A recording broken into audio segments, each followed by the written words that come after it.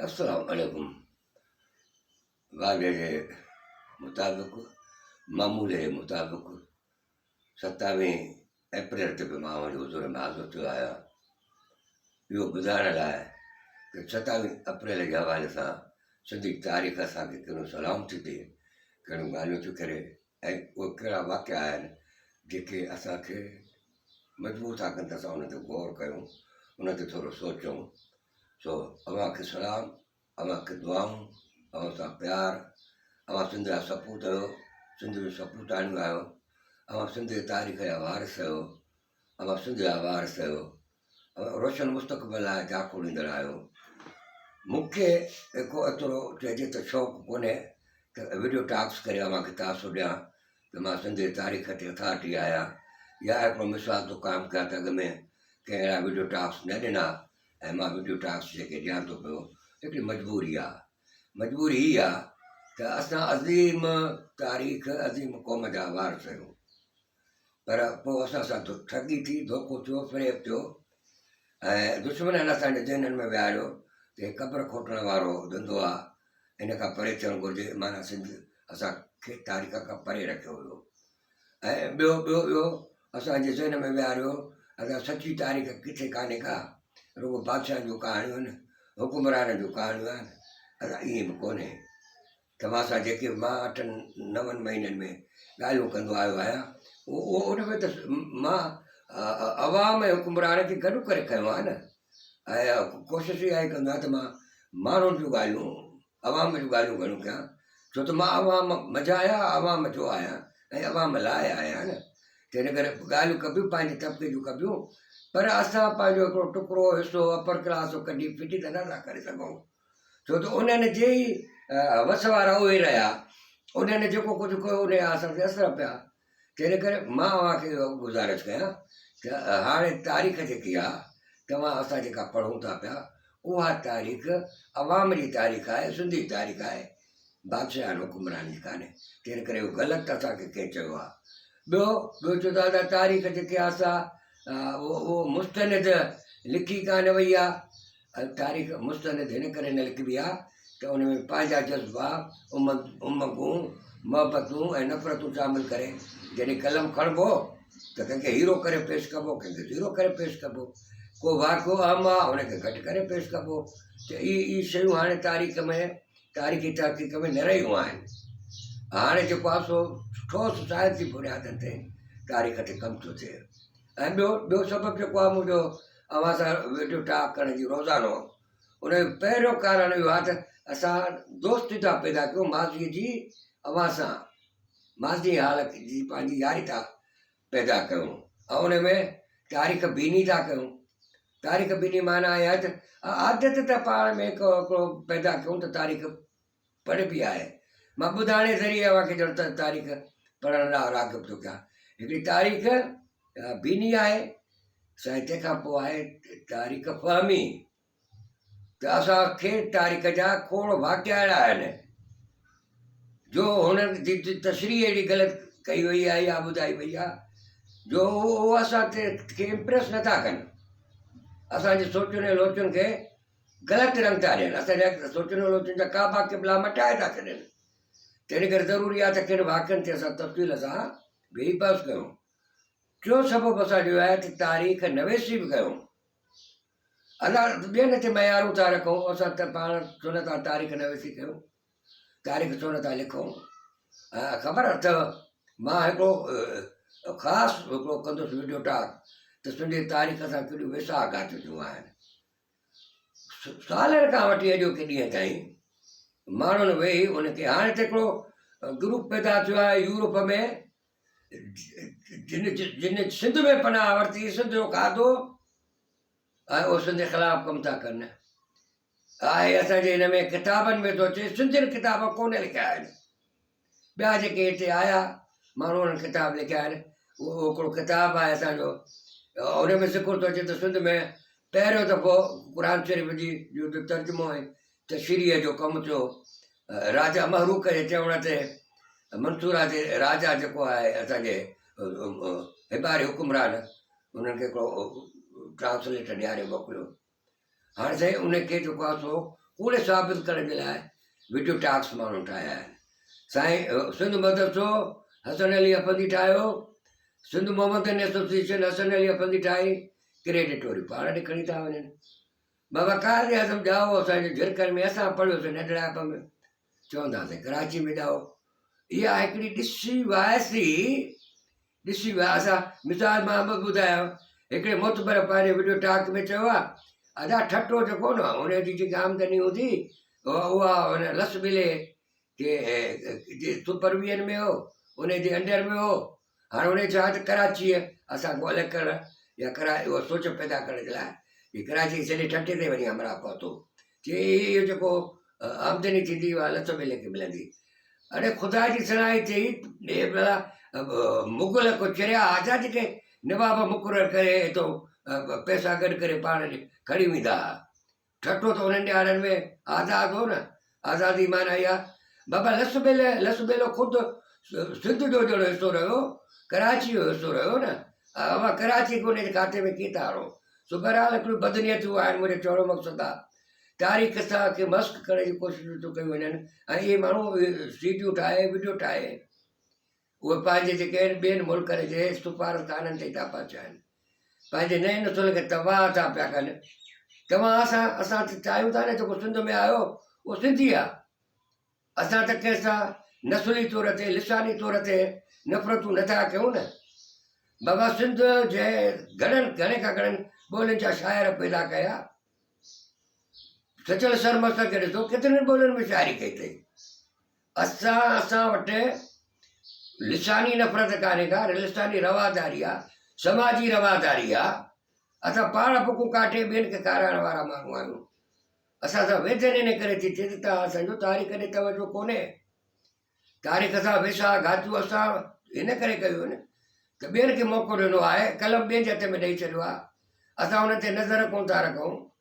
पोइ असांजी तारीख़ खे जेके हिते टोड़े मोड़े पेश था कनि। बाबा मां जेकॾहिं पंहिंजो ज़िंदगी जो हाल पाण न लिखा, सुभाणे ॿियो माण्हू आहे उन मर्ज़ी आहे लिखे, डॉक्टर खे 8 नका 7 अखियूं 10 वात आहे त लिखी थो सघे न। ऐं तुंहिंजे तारीख़ में अहिड़ियूं मज़ाकनि जहिड़ियूं ॻाल्हियूं लिखियल आहिनि जॾहिं धारियल लिखियूं आहिनि। तंहिं करे अचो पंहिंजे तारीख़ खे बचायूं। मां तव्हांजो वक़्तु सम्झां थो क़ीमती आहे, पर यादि रखो तव्हां ऐं मुंहिंजूं ज़िंदगियूं सिंध खां वधीक क़ीमती न आहिनि। सिंध जे माज़ी हाल ऐं मुस्तक़बिल खां वधीक क़ीमती न आहिनि। जेकॾहिं असां वक़्तु नथा कढी सघूं त असां जानकारो ॾेई सघंदासीं। असां उफ़्तो गंगाऊं था पिया वहायूं न।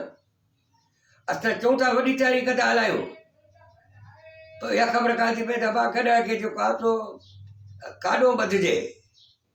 गॾो छिके गाॾे खे छिके या गॾ खे पोइतो ॿधो थो गाॾे खे धिका ॾिए।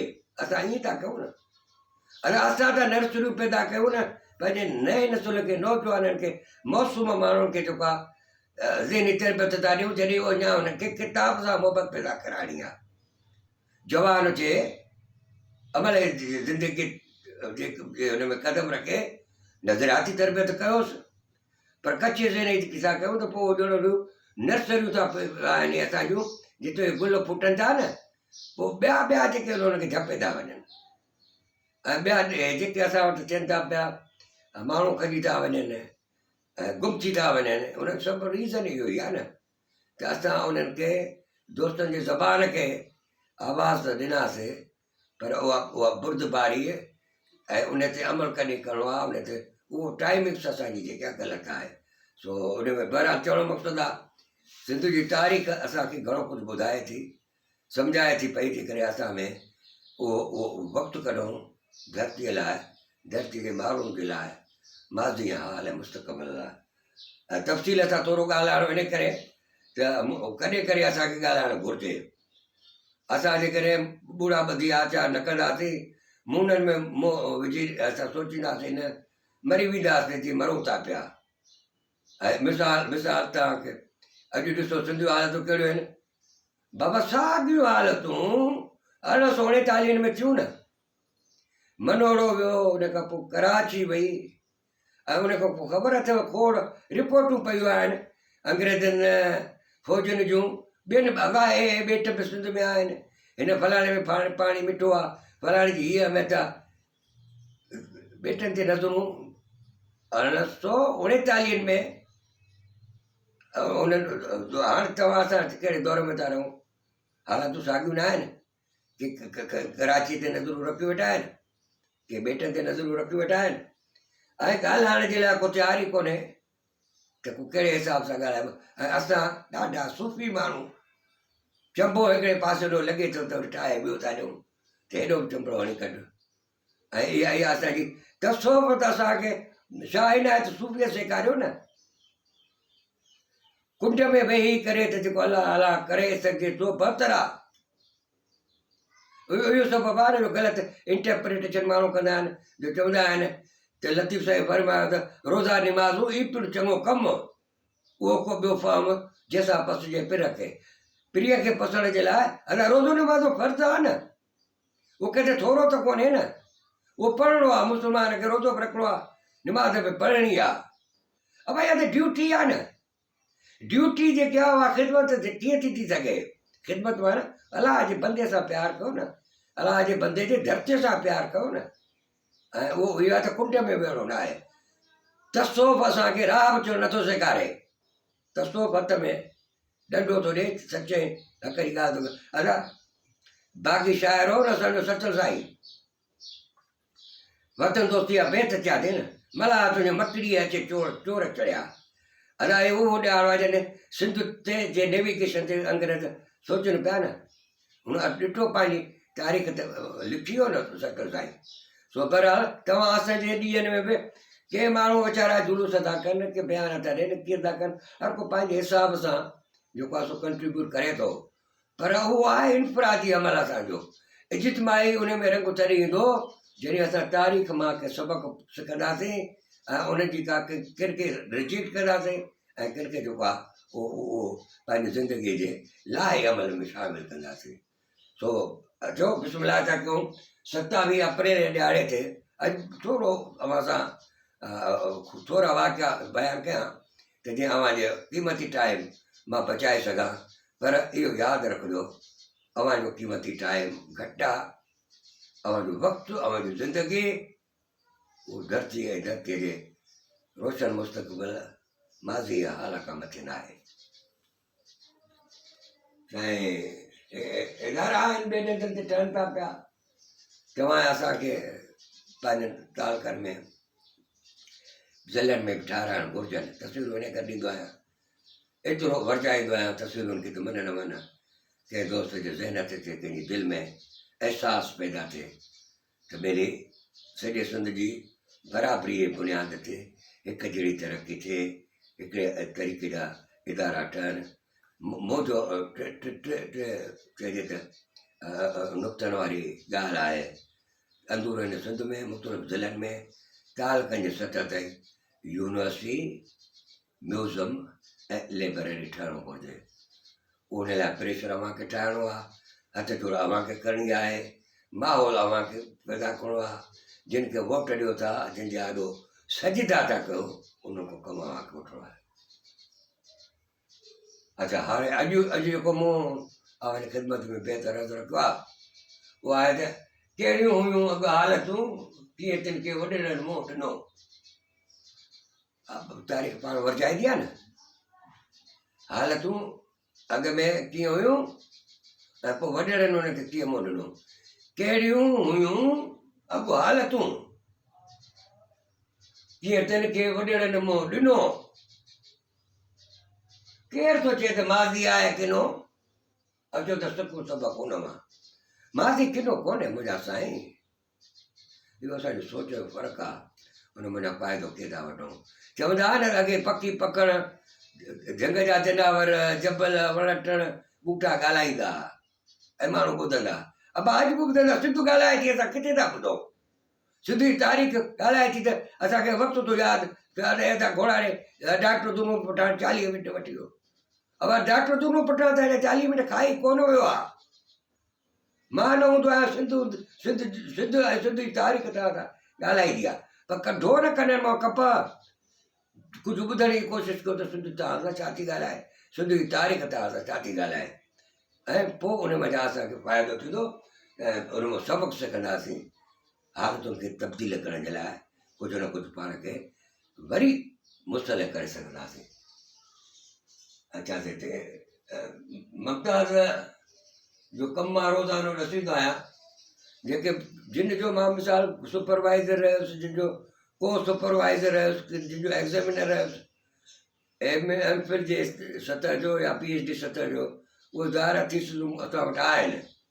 असां कोशिशि कई आहे त ॿियूं बि PhD थीसिसूं न रुगो सिंधी में पर मुख़्तलिफ़ मौज़ूअनि ते मज़मून में उहे बि गॾु कयूं, चङियूं ख़ासियूं थीसिसूं आहिनि ॻोल्हायासीं इंस्टीट्यूट में। सो अॼु मुमताज़ जे थीसिस ते लिखियो आहे, उहो आहे ख़ान मोहम्मद लाड़क साहब, पीर पागारे ते लिखियो अथई, पीर रोज़े धणीअ ते वॾो वॾो कमु कयो अथई, वॾी महिनत कई अथई, ऐं घणा मफ़रूज़ा हुननि ते हुन आलमानी अंदाज़ सां बहस कया आहिनि। सो मुमताज़ उन जो तारीफ़ करायो आहे थीसिस जो, उहा ॻोल्हायात में पई आहे। ऐं मूं अवां करे कयो आहे त मुमताज़ जो कमु इहो हूंदो आहे त ॻोल्हायाती मेड़ी चूंडी जेकी आहे उहा पढ़ंदड़नि ताईं, अवाम ताईं, माॻोड़नि ताईं ऐं सांगीड़नि ते पहुचाए त ॻोल्हायात में असां छा छा कमु कयो आहे। 27 तारीख़ ते अब्द आकली आहे, अब्दुल फताह अब्द आकली, उनजी विलादत थी आहे। ऐं होतचंद हीरानंद लेखक हो, उनजी विलादत थी आहे। तंहिंखां पोइ आहे आनंद कुमार आहे, उनजी विलादत थी आहे। गुलकार हो राम तनवानी, उनजी जेके आहे विलादत थी आहे। मुख़्तलिफ़ साल आहिनि। विछोड़ो थियो आहे मखदूम अब्दुल लतीफ़, मखदूम मोहम्मद आसिम ठटवीअ जो पुटु हो। मखदूम मोहम्मद आसिम ठटवीअ ते PhD थियो आहिनि, उन दौरे आलमनि थोरनि ते थियो आहिनि। सो उनजो पुटु हो सैयद अलीगुर शाह असगर,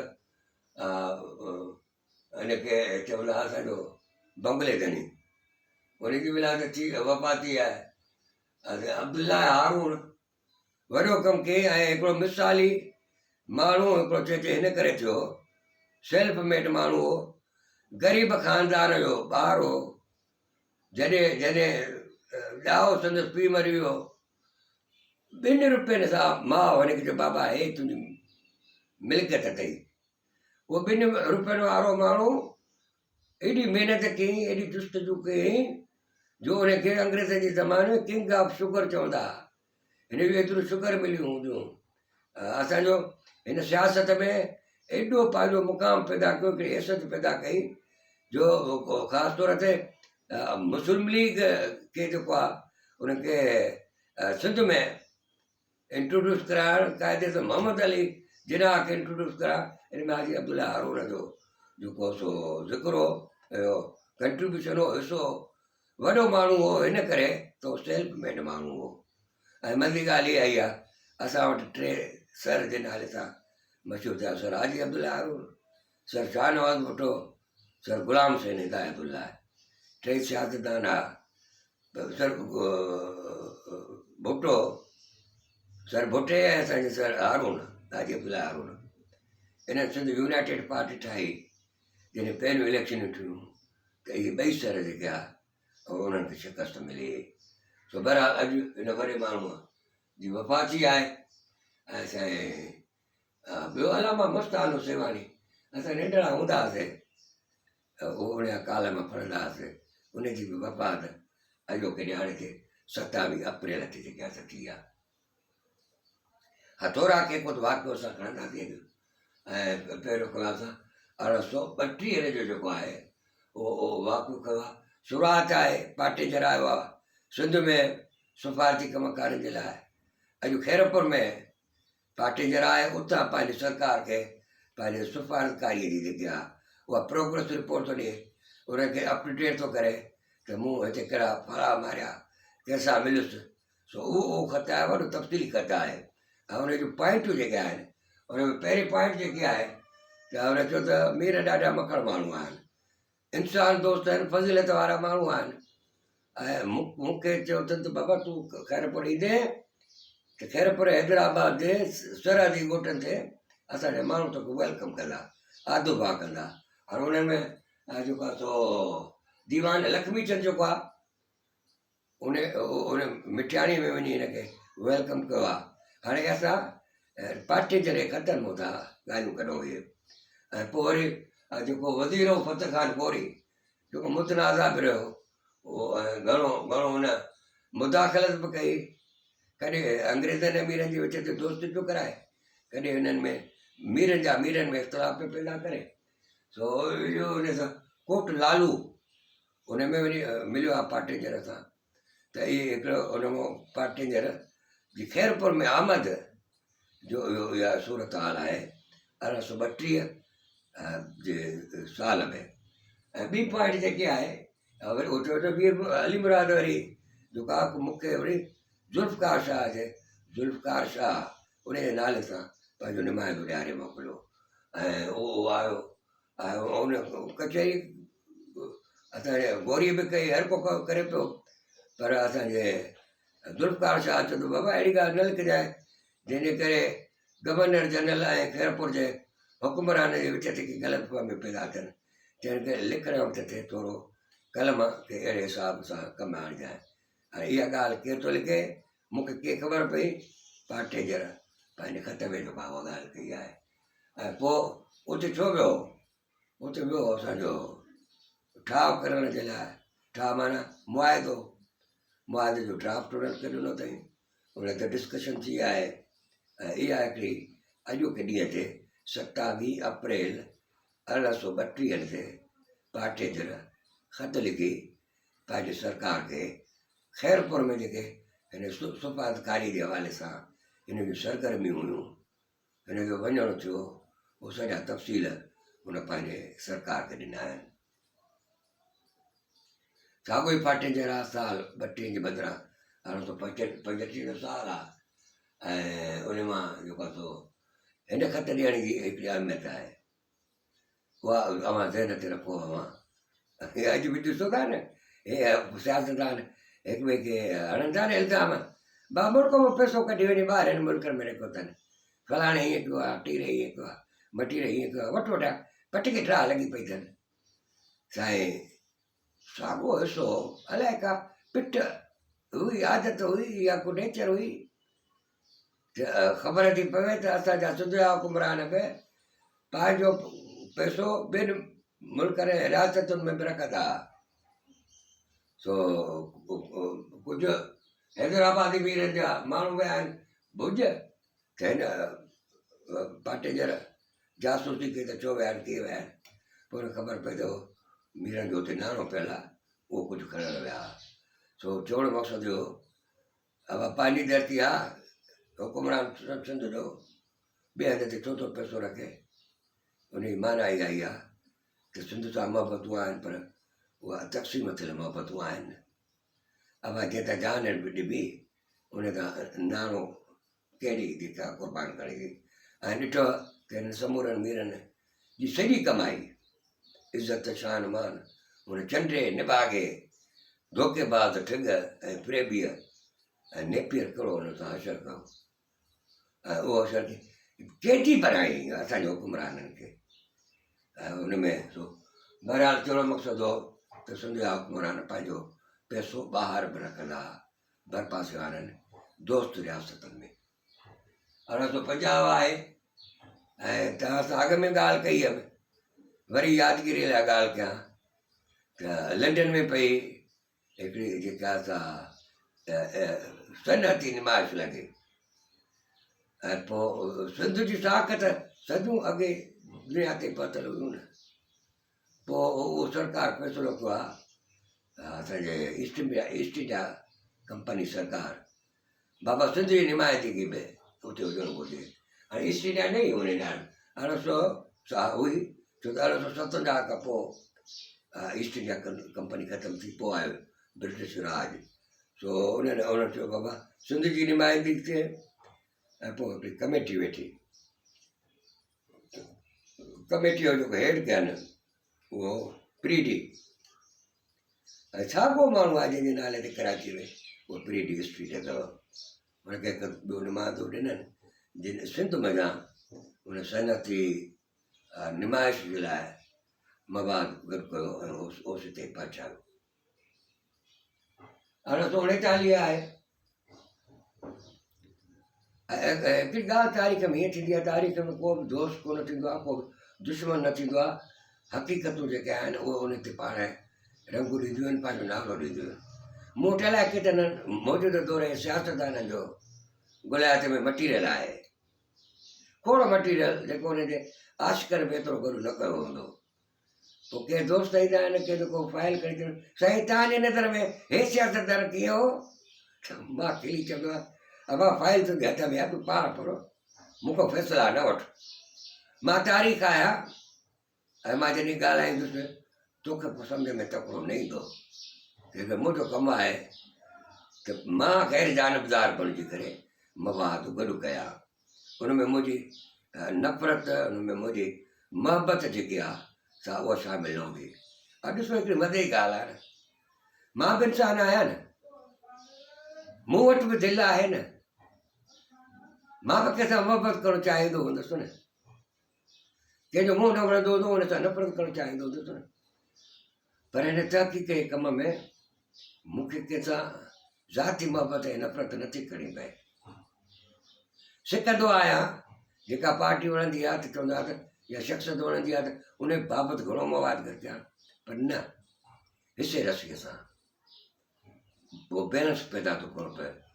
सो अदा मां तव्हांजे मां मुहक़िक़ न आहियां, तारीख़ नवीस न आहियां, तव्हांजे लाइ तारीख़ नवीसीअ जे लाइ मवाद थो गॾु कयां। मां हिकिड़ो मवाद गॾु कंदड़ हिकिड़ो माण्हू आहियां, पर अवां ॾिठो अॼु महसूसु कयो न, दिलि हूंदे मां मोहबत नथो करे सघां। हा, मूं सां हज़ारे नफ़रतूं थियनि थियूं, पर मां मोहबत लाइ सिकी मुंहुं आहियां, मोहबत न मिली आहे। जेकॾहिं मां मोहबत कयां थो त पोइ मरां थो न, पोइ हुन में सब्जेक्टिविटी थी अचे न मुंहिंजे कम में। हूअं बि हेठि तहक़ीक़ हिसाब हूअं बि उहो चवंदा आहिनि त मेन इज़ सोशल एनिमल, पर जुर्मो जेको आहे एनिमल आहे, सोशल न आहे। घणी उतवे कान्हे का, तंहिं करे घणी लिफ्ट या घणो प्यार, इहे शयूं मुंहिंजे नसीबनि में कोन रखी वियूं आहिनि। सो बहरहाल ॻाल्हि कड़ी मान आई त असां पिया ॻाल्हायूं सेठ मशहूरु करे करे उनजे लाइ मुखालफ़त में बि मूं राया ॾिना आहिनि। नवमल होपचंद अंग्रेज़नि जी वॾी मदद कई। के माण्हू हुनखे हीरो करे पेश था कनि, के माण्हू हुनखे ज़ीरो करे था पेश कनि, पर हीरो ऐं ज़ीरो पेश करण जी जेका उहा उनजे बदिरां छॾे ॾियो, वाक़िया हालतूं ॻाल्हाइण उन लाइ पाण फ़ैसिलो ॾियनि। अॼु सारी 1949 जो साल आहे, मनोरो बि असांखे हुयो आहे, कराची बि असांजे हथनि मां शहर वियो। हिन खे अंग्रेज़नि खे सिफ़ारतकारी जे हवाले सां बाक़ी मीरनि ताईं बि पहुचणो हो, असर रसूख़ छॾिणो हो, उन्हनि जे ज़हननि ते कमु करिणो हो। हिन खे पंहिंजा माण्हू घुरिजनि न जेके उन्हनि ताईं असरअंदाज़ थियनि। हाणे मीर नसीर ख़ान जे ज़हन ते कमु कराइणो हो, पोइ उनजे लाइ मीर नसीर ख़ान जो हिकिड़ो वेझो वॾो अमलदार हो, उहो हुयुसि दीवान हीरानंद। दीवान हीरानंद जे लाइ वरी पाटेंजर चयो सेठ नाऊमल खे तयारु तूं दीवान हीरानंद सां मिल, उनजे मार्फत मीर नसीर ख़ान सां मिल, ऐं पोइ तोखे ख़बर आहे त असांजो मिशन, असांजो मक़सदु कहिड़ो आहे, उन ते थोरो वञी कमु कर। त मुंहिंजो चवण जो मक़सदु आहे त सेठ नाऊमल खां वठी बि अॻे आहे पोइ जेके बि सुंजा किरदार अचनि था पिया, मां उन्हनि खे पंहिंजी ज़ाती नज़रुनि सां, ज़ाती दिलि सां नफ़रत ऐं प्यारु नथो कयां। जेको तारीख़ जा वाक़िया उनजी हैसियत बयानु कनि था पिया, मां उहा तव्हां सां शेयर थो कयां। हा, मुंहिंजो हिकिड़ो ज़ाती रायो आहे त नाऊमल जे पीउ सां ज़्यादती थी, नाऊमल बदिलो सिंध खां वरितो, ऐं पोइ उन में मुंहिंजी दिलि उनखे हीरे तौर ते तस्लीम करण लाइ तयारु कान्हे का, छो त मूं वटि शायदि हिसाब जूं ॻणियूं आहिनि। सो अॼु पाटे जे हुनखे चयो आहे त वञ दीवान हीरानंद सां मिल, उनजे मार्फत मीर नसीर ख़ान खे पहुच ऐं पोइ असांजो कमु वञी कर। 39 आहे, 1939 उहो 1939।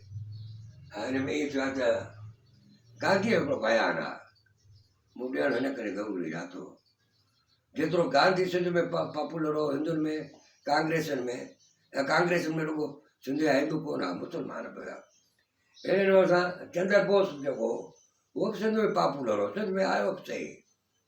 गांधी ऐं चंद्र बोस में फ़र्क़ु हो। चंद्र बोस इनकलाबी माण्हू हो, डेशिंग टाइप जो माण्हू हो, ऐं गांधी हमेशह अहिंसा जी न वञण जी ॻाल्हि कई। वर्किंग कमेटी पे ठहे कांग्रेसी, इख़्तिलाफ़ पैदा थी पिया गांधीअ जा चंद्र बोस सां। तो चंद्र बोस जे ख़्यालनि जा माण्हू उहो न पियो खणणु चाहे, पर हिन हिकिड़ो बयानु ॾिनो अथई गांधीअ, खिले कहिड़ो आहे मथे कहिड़ो आहे, कहंदा मूंखे त अमुन लाइ थो विढ़णो पए, मां ज़िंदह उन लाइ रहियो आहियां। पोइ उहो अमुन ऐं शांती जेकी आहे उहा असांजे कांग्रेस में हुजे, कांग्रेस खां ॿाहिरि हुजे, मुल्क में हुजे या दुनिया में हुजे, उनजो कोई स्टेटमेंट हो। पर इहे कोन्हे, गांधीअ अमुन जी जो पैगाम ॾिनो, पर गांधी उन सां गॾोगॾु इंसान बि हुयो। फ़र्क़ु हो ॿिन्ही में, चंद्र बोस हिन में। सो इहो फ़र्क़ु ते ॿुधायो ॿिन्ही जो असरु आहे सिंध ते, सिंध जे सियासी तारीख़ में ॿिन्ही जो कंट्रीब्यूशन आहे। इन करे असां अॼु हुनजो ज़िक्र कयोसीं। ऐं इन ज़िक्र ते इहे मोकिलाणी था कयूं। मूं अव्हां सां शुरूआति में इहो चयो अॼु थोरो ॻाल्हाईंदासीं, थोरा वाकिया खणंदासीं, ऐं इन नियत सां, इन इल्तिजा सां उहो मुंहिंजा साईं तव्हां असां रोज़ानो वाकिया थियनि था न, उन्हनि ते लिखणु शुरू कयो। केरु थो चए त किताब लिखो, कार्ड जेतिरो हिकिड़ो वाकियो त लिखी छॾियो, उहो तव्हां तारीख़ नवेसी त कयो न, उहा करे था सघो।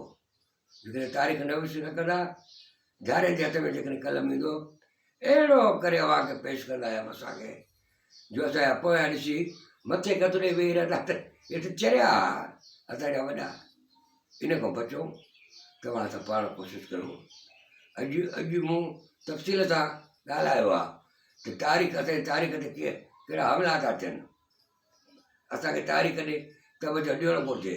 तारीख़ रोज़ानो असां सां ॻाल्हाइणु घुरे थी पई, असांखे तारीख़ ॿुधणु घुरिजे, तारीख़ नवेसी बि करणु घुरिजे, ऐं पंहिंजे ॻोठ खां, पंहिंजे ख़ानदान खां, पाण खां शुरू कयूं।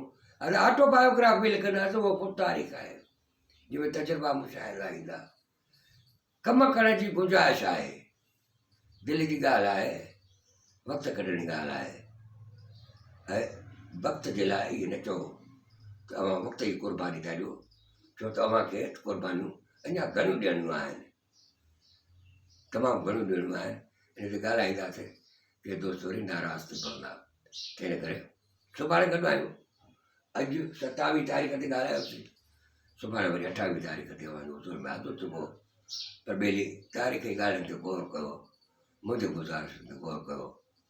उहो असां ॿिन्ही खे हिकिड़ो उणितुर आहे तव्हां सां ॻाल्हायूं, उणितुर आहे त तव्हांजे ज़हननि खे सोचनि लोचन खे मटायूं असां कोन, पर उन जे लाइ मटीरियल मवाद ॾियो।